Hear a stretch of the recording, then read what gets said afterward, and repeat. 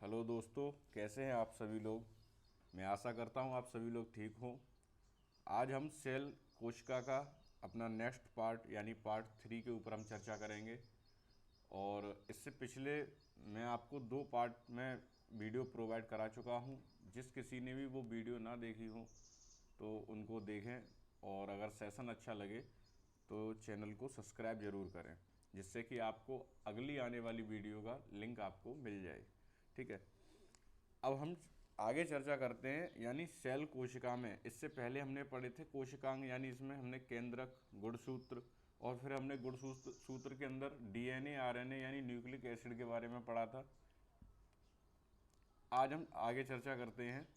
तो एक बार छोटा सा प्रारूप देखते हुए, क्योंकि अभी हमें कोशिकांगों के सारे पार्टों के बारे में पढ़ना है कि कोशिका के अंदर क्या क्या है। ठीक है, मैंने इसके बारे में एक बार पहले बता चुका हूँ, फिर भी थोड़ा सा आपको बता देता हूँ कि सेल वॉल यानी कि कोशिका भित्ति, कोशिका भित्ति यह पाई जाती है आपकी पादपों में, केवल ओनली प्लांट्स। ठीक है, केवल पादपों में ये पाई जाती है। और जो कोशिका भित्ति है किसकी बनी होती है? सेल्यूलोज की। ठीक है, सेल्यूलोज, ज़्यादातर आपको सेल्यूलोज ही मिलेगा। अगर कोई ज़्यादा गहराई से भी अगर पूछता है तो उसके लिए मैंने आपको बताया था, इसमें लिग्निन, पैक्टिन और सुबेरिन इत्यादि से मिलकर क्या बनती है, हमारी कोशिका भित्ति का निर्माण होता है। ठीक है, और जो कोशिका भित्ति है क्या करती है, कोशिका को सुरक्षा तथा आकार प्रदान करती है। क्या काम है इसका? सुरक्षा तथा आकार प्रदान करना, सुरक्षा और आकार प्रदान करना।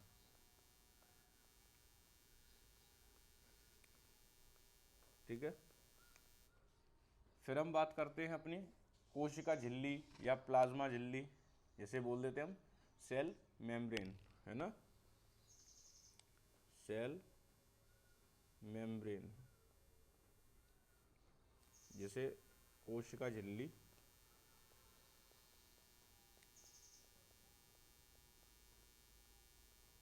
या प्लाज्मा झिल्ली।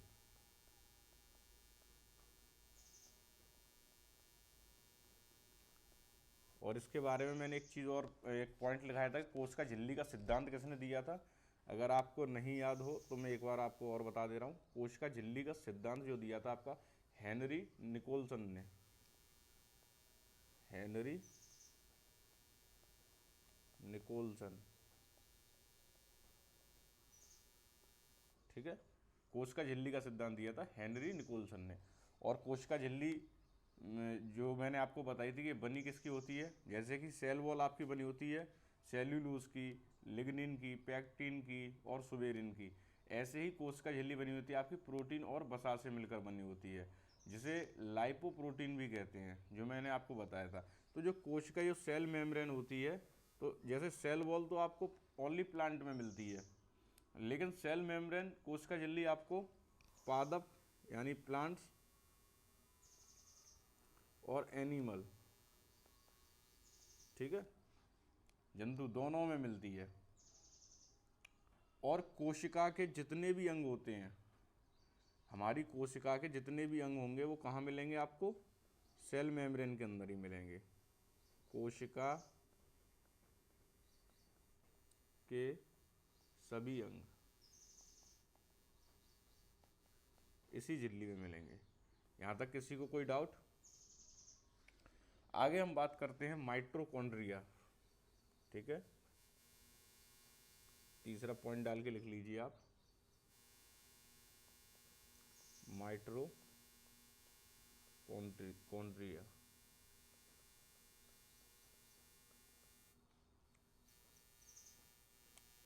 इंग्लिश में भी लिख दे रहा हूं मैं, माइटोकॉन्ड्रिया।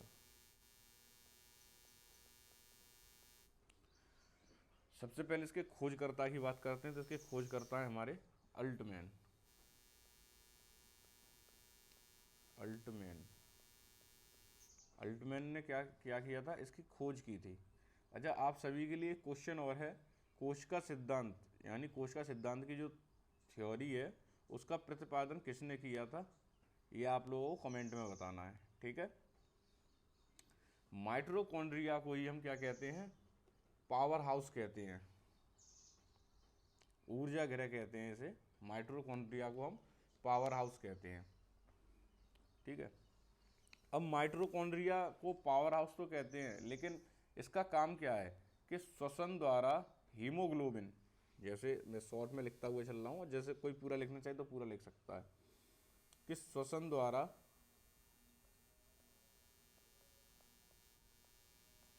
हीमोग्लोबिन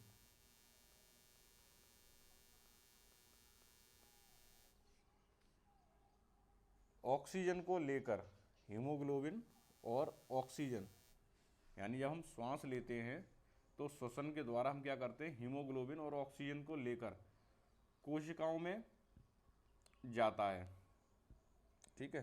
श्वसन द्वारा हीमोग्लोबिन और ऑक्सीजन कहाँ जाता है, कोशिकाओं में जाता है, जो उसे माइटोकॉन्ड्रिया दे देता है, ठीक है। श्वसन द्वारा हीमोग्लोबिन और ऑक्सीजन को लेकर कोशिका में जाता है, को लेकर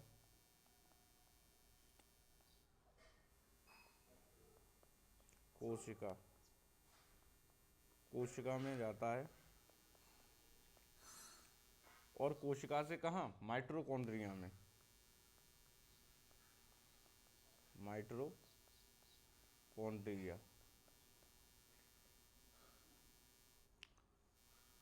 वहां से क्या होता है, ऑक्सीजन पहुंचकर, जैसे ही माइटोकॉन्ड्रिया में ऑक्सीजन पहुंचा, वहां पर एक चेन स्टार्ट होती है, चेन रिएक्शन है ना, चेन चलना स्टार्ट होती है।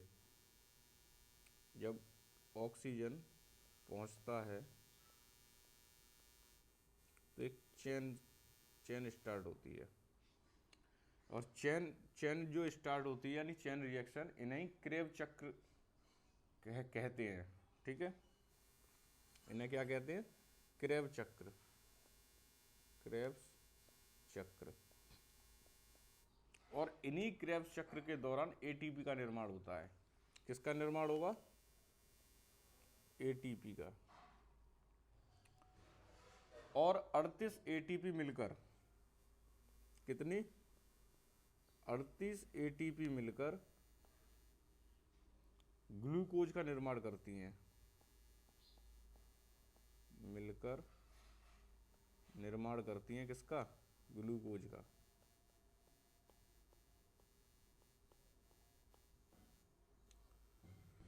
ग्लूकोज का निर्माण करती हैं, जो हमें ऊर्जा प्रदान करता है। ग्लूकोज क्या करेगा, हमें ऊर्जा प्रदान करेगा, ठीक है। मैं एक बार आपको दोबारा से समझाता हूँ कि जब हम श्वास लेते हैं तो श्वास के साथ क्या होता है, हमारे अंदर हीमोग्लोबिन और ऑक्सीजन को लेकर कोशिका में पहुँचती हैं, यानी हीमोग्लोबिन और ऑक्सीजन क्या होता है, हमारी कोशिकाओं में पहुँचता है, जो माइटोकॉन्ड्रिया में जाता है, जहाँ पर ऑक्सीजन पहुँचकर एक चेन स्टार्ट करता है, जिन्हें हम क्रेब्स चक्र के नाम से जानते हैं।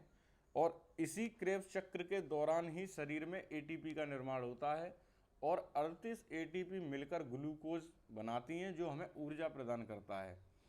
अब जब चेन की बात आई तो इसमें एक आता है चेन रिएक्शन। जो ये चेन रिएक्शन होता है, इसकी खोज किसने की थी, तो इसकी खोज क्रेब्स ने की थी, क्रेब्स। इसीलिए इसको हम क्या कहते हैं, क्रेब्स चक्र के नाम दिया है। यानी ऑक्सीजन पहुंचेगी तो वो एक चेन स्टार्ट करती है, और वो एक चक्र मतलब क्रेब्स चक्र के दौरान एटीपी का निर्माण होना स्टार्ट हो जाता है।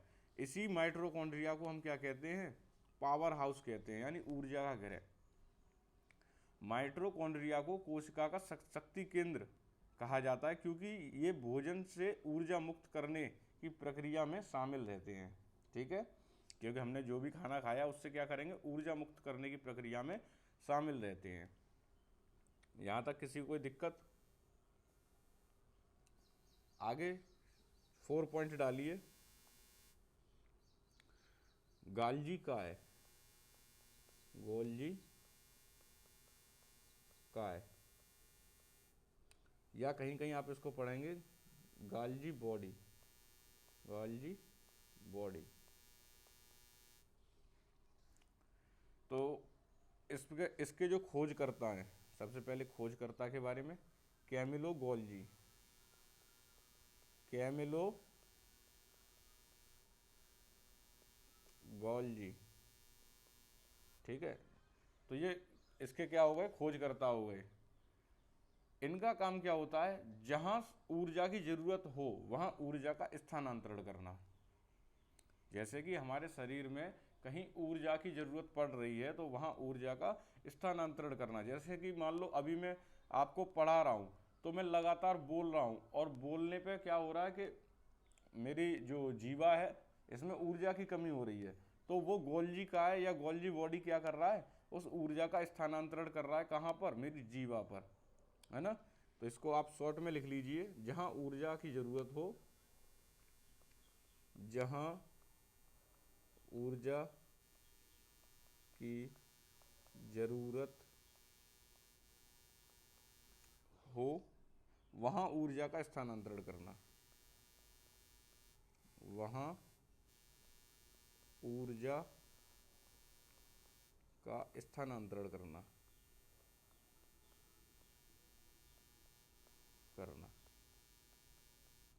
यहाँ तक किसी को कोई दिक्कत? कोशिका झिल्ली, कोशिका भित्ति, माइटोकॉन्ड्रिया आप समझ ही गए, है ना। और आपने गोल्जी का समझ लिया। फिर एक पॉइंट आता है रसधानी, रसधानी, जिसको हम इंग्लिश में कह देते हैं वोकल, है ना। इसका काम क्या है, इसका छोटा सा काम है सिर्फ जल संग्रह। ज़्यादा कुछ याद नहीं करना, क्योंकि मैं इस तरीके से पढ़ा रहा हूँ कि आपको ज़्यादा ज़रूरत ना पड़े, है ना। मोर देन सफिशियंट, इतना आपके लिए काफ़ी रहेगा। नेक्स्ट हम बात करते हैं, ये सब पार्ट किसके हम पढ़ रहे हैं, कोशिका के अंदर जो पार्ट होते हैं। नेक्स्ट है हमारा तारकाय,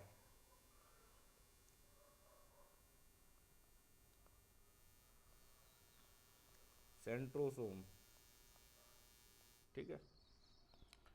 इसकी कोशिका की बात करें अगर, सॉरी खोजकर्ता की बात करें तो इसके थे बोबरी। कौन है, बोबरी खोजकर्ता है इसके। तारकाय का काम क्या है, यानी सेंट्रोसोम का काम क्या है, कोशिका विभाजन, ठीक है, कोशिका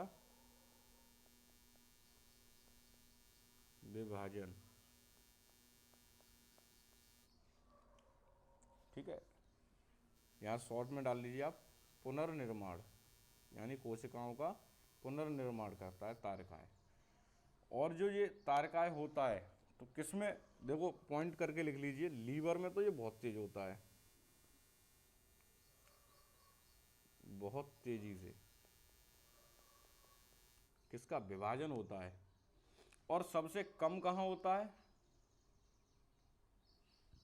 सबसे कम होता है आपका ब्रेन में।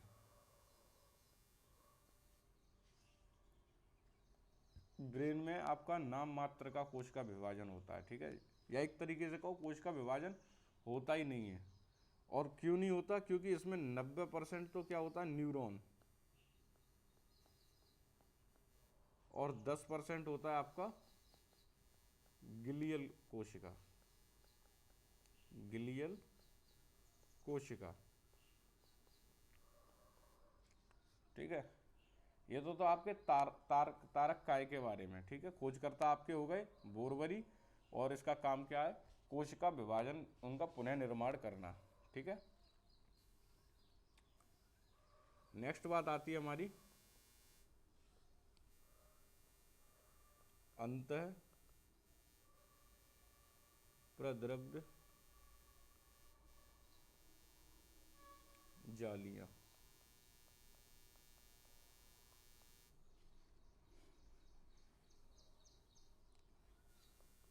इंडोप्लाज्मिक। देखो इसका काम क्या है, जैसे हमारे शरीर में, हमारे शरीर को एक आकार प्रदान करने के लिए और उसको मजबूती देने के लिए हमारे शरीर में क्या होता है, एक कंकाल होता है, यानी बोन का एक स्ट्रक्चर बना हुआ है।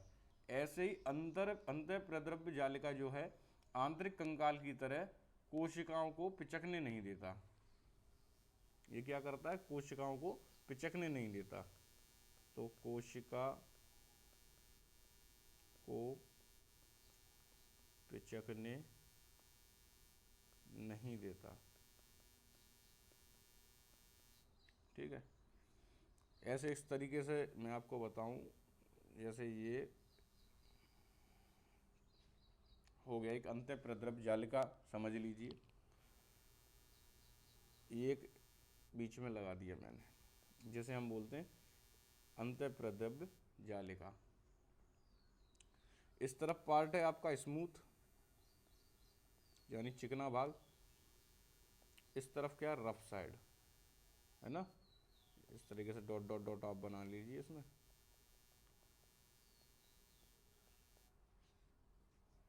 और इसी में ही आपको क्या मिलेगा, राइबोसोम। राइबोसोम, तो इसके अंदर क्या होता है, स्मूथ में जो है यहां तो होगा आपका वसा का निर्माण।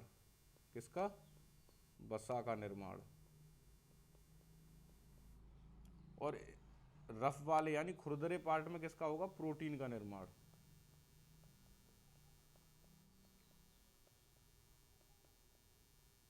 ठीक है, एक तरफ होगा आपका जो स्मूथ है, जो चिकना पार्ट है, वहां होगा वसा का निर्माण, और रफ साइड यानी खुरदरी साइड आपका प्रोटीन का निर्माण होगा।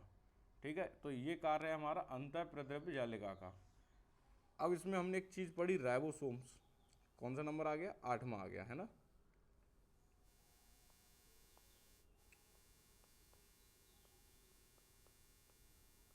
Ribosomes, sorry, ribosome. राइबोसोम का क्या काम है, यह प्रोटीन का निर्माण करता है, यानी इसे प्रोटीन की फैक्ट्री कहते हैं। तो राइबोसोम का काम क्या है, प्रोटीन का निर्माण करना। प्रोटीन निर्माण में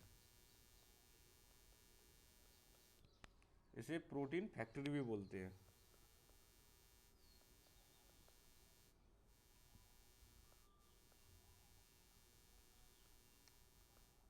ठीक है, राइबोसोम की खोजकर्ता किसने की, पेलाडे ने। पेलाडे।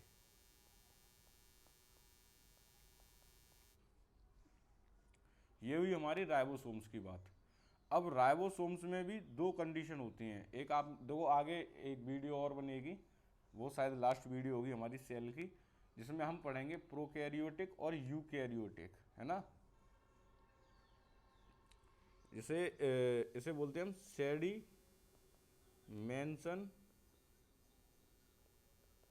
कोफिशिएंट।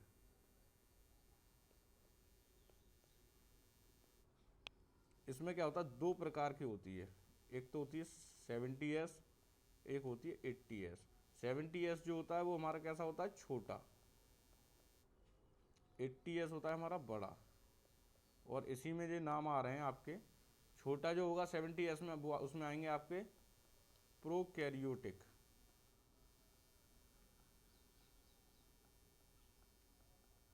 और इस तरफ आपके आएंगे यूकैरियोटिक। कैरियोटिक। ठीक है, ये बात हुई आपकी राइबोसोम्स की। फिर एक और आता है आपका लाइसोसोम। लाइसोसोम,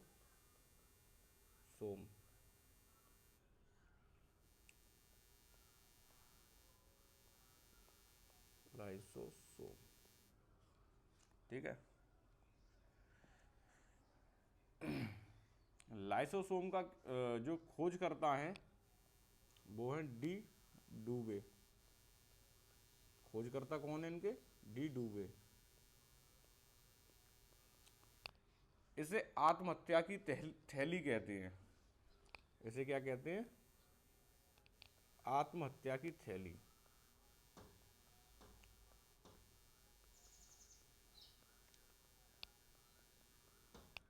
आत्महत्या की थैली कहते हैं। इसमें क्या होता है, एक जल अपघटक एंजाइम होता है। तो देखो उस एंजाइम का क्या काम है, मैं अगर आपको साधारण शब्दों में बताऊं तो कोशिका के अंदर एक लाइसोसोम होता है, ये थैली फट जाती है।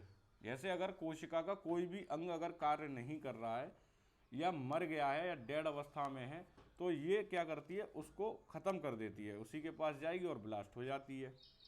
ठीक है, अब यहाँ से कुछ पॉइंट आपके निकल के आते हैं कि जैसे कि आरबीसी में लाइसोसोम नहीं होता। ठीक है, यहाँ आप डाल लीजिए आरबीसी में लाइसोसोम नहीं होता।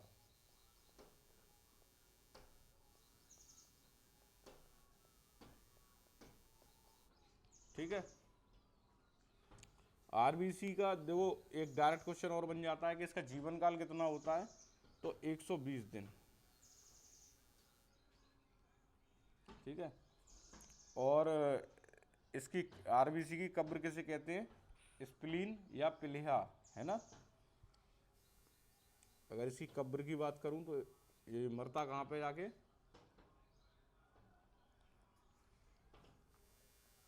प्लीहा में, प्लीहा बोल देते हैं या तिल्ली। ठीक है,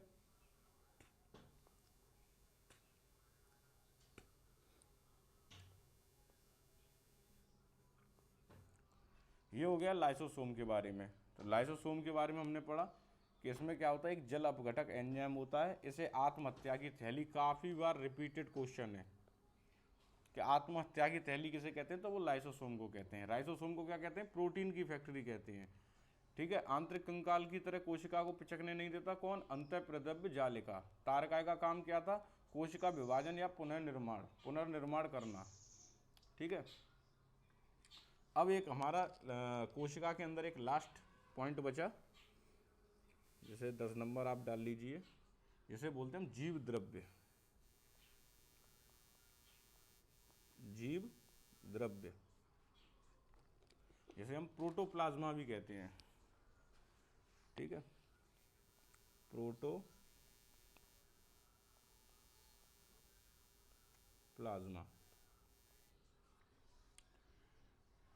ये 2 पार्ट में डिवाइड होता है।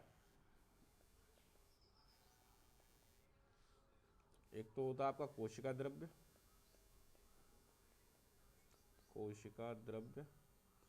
जिसे हम बोलते हैं साइटोप्लाज्मा। ठीक है, दूसरा होता है आपका केंद्रिका द्रव्य,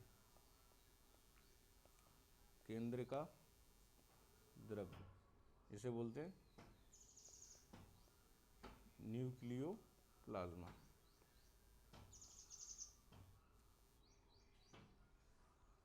कुछ इस तरीके से समझ लो, जैसे कुछ ये कोशिका है, बीच में केंद्रक है।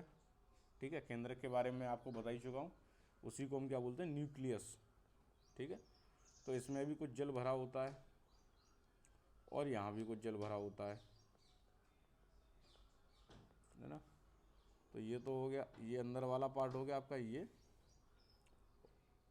और बाहर वाला पार्ट हो गया ये बाहर, ये जल है पूरा। ठीक है, बाहर वाला ये कोशिका जल। इसमें क्या होता है, 80% जल होता है, 80% जल होता है। और ये कैसा होता है, कलरलेस, कोई कलर नहीं होता, कलरलेस होता है। ठीक है, जीव द्रव्य के खोजकर्ता की अगर बात की जाए तो वो कौन थे, पुरकिंजे। ठीक है, तो आज के इस टॉपिक में हमने बात की हमारे कोशिका के कोशिकांगों के बारे में। ठीक है, जिसमें हमने केंद्रक, गुणसूत्र की संरचना, ठीक है, आपकी कोशिका झिल्ली, कोशिका भित्ति, माइटोकॉन्ड्रिया, गोल्जी कॉय, इन सभी के बारे में हमने चर्चा की। मैं आपको इतना आश्वासन दे सकता हूं कि इससे बाहर क्वेश्चन आपसे नहीं बन सकता, क्योंकि इतना डीप में कोई नहीं जाता।